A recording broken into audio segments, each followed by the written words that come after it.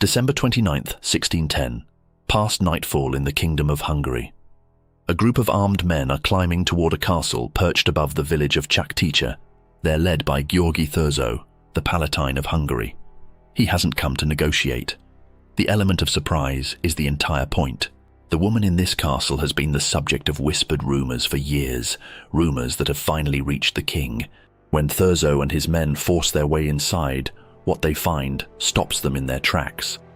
In the main hall, they find the first victim. Deeper in the castle, in locked rooms and cells, they find more. Women, alive, but barely, starved, injured, and terrified. And at the center of it all, by all accounts completely calm, is a 50-year-old noblewoman named Elizabeth Báthory. She doesn't flee. She doesn't deny anything. She simply looks at Thurzó and waits.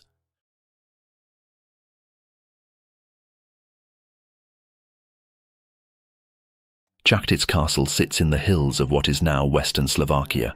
Once a vast realm at the edge of the Habsburg Empire, today it stands as a haunting ruin. When Elizabeth Báthory lived here, this was a land of extraordinary wealth, privilege, and untouchable political power. She was born in 1560 into one of the most powerful noble dynasties in all of Hungary. The Bathorys produced kings and conquerors. They were the elite. At just 14, she was married to Ferenc Nadasdy, a war hero known as the Black Knight of Hungary, a man celebrated for his brutality in battle. While Ferenc fought the Ottoman Turks on the southern border, Elizabeth was left in charge of his domain, the castle, the villages, and the land. As a wedding gift, she received Čachtice Castle.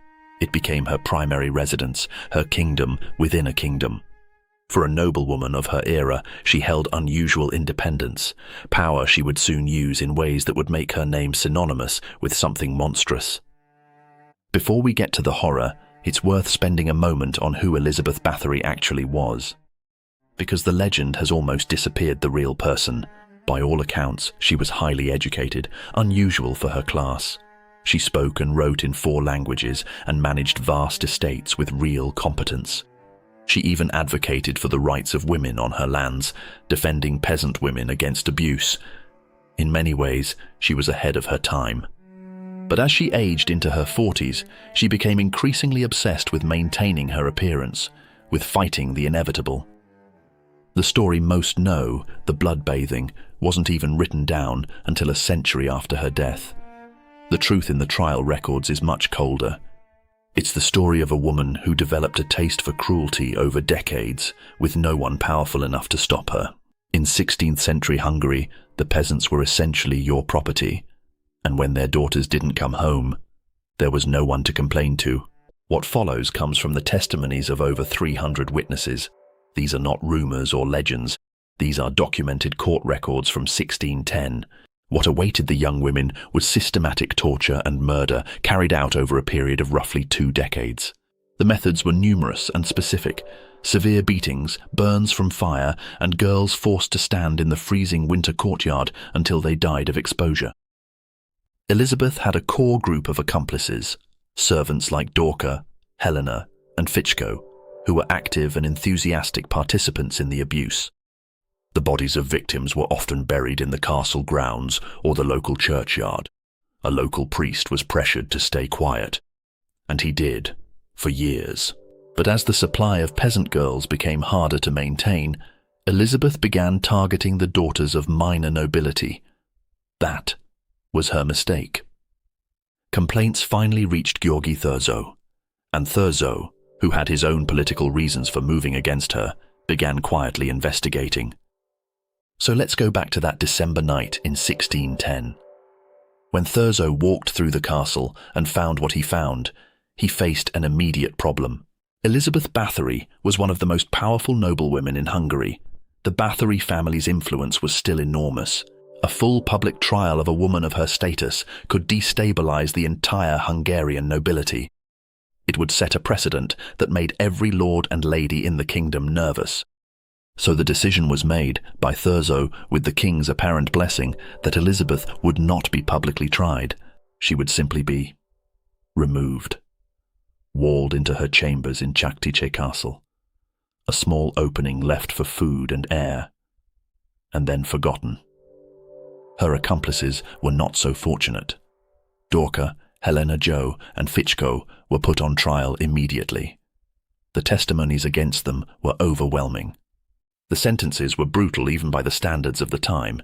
Dorka and Helena Jo had their fingers torn off with hot pincers before being burned alive.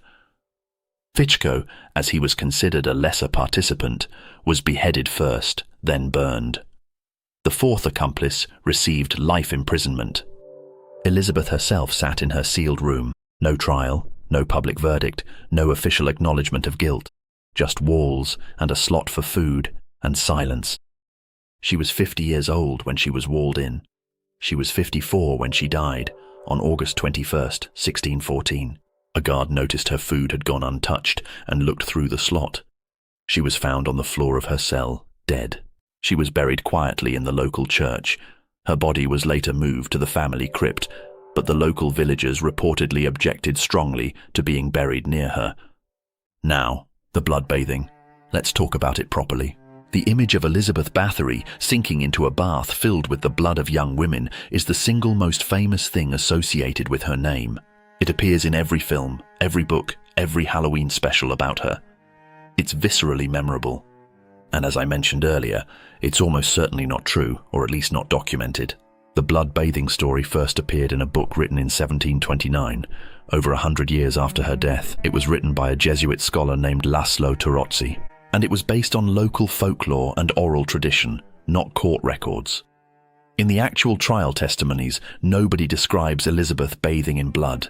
They describe torture, murder, imprisonment. Horrific, documented things, but not that specific act. The fictional bloodbath almost makes her seem glamorous in a twisted way, a vain woman desperately clinging to beauty. The actual historical record is colder, more systematic, and in some ways harder to process, because it's not vanity. It reads more like a person who found she could do terrible things without consequences and simply kept doing them. There's also a minority historical argument that Elizabeth was partly or fully framed, that Thurzó had political and financial motives to destroy her, that the witness testimonies were coerced, and that the scale was exaggerated. I mention this because good history means acknowledging where uncertainty exists. What seems certain, women died at Čachtice Castle, many of them violently, and it was covered up for 2 decades by an institution, the Hungarian nobility, that prioritized its own protection over the lives of peasant girls, which is, if you think about it, the most historically consistent part of the whole story. Čachtice Castle today is a ruin, deliberately so. Damaged by fire in 1708 and never restored, it stands as a testament to time. The walls stand mostly, and the outline of the original structure is still clear against the hillside. You can walk through what remains of the Great Hall, the tower, and the courtyard where girls were reportedly forced to stand in the snow. The village of Čachtice below has a complicated relationship with its most famous resident.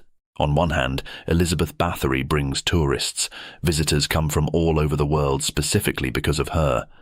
On the other hand, the village is linked forever to one of history's most documented serial killers. There's a small museum in the village dedicated to her history. The castle ruins themselves are freely accessible. And every year, particularly around Halloween, the area sees a significant uptick in visitors drawn to the dark legend. As for hauntings, the accounts are there. Visitors report an atmosphere of deep unease in the ruined chambers. Some claim to smell something unpleasant in the area of what would have been the lower rooms, the dungeons. Whether that's the power of suggestion or simply the weight of knowing what happened here, that's for you to decide. What I'll say is this. Some places hold their history in the stone. You can feel what happened there, in a way that goes beyond reading about it. Čachtice, even as a ruin open to the sky, is one of those places. Elizabeth Báthory died alone in a sealed room in this castle in the summer of 1614.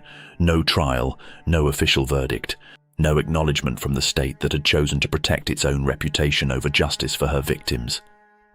She holds the Guinness World Record, if you can call it that, as the most prolific female serial killer in recorded history.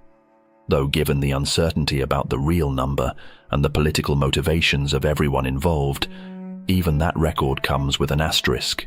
What remains undisputed is this. A woman with absolute power over the people on her land used that power to cause immense suffering for decades. and the system that should have stopped her was far more interested in protecting itself. The castle is a ruin now. The family that owned it is long gone, but the village is still there, and the hill is still there. And on a winter evening when the wind comes off the hills, you can still stand where those girls stood and understand exactly how alone they must have felt.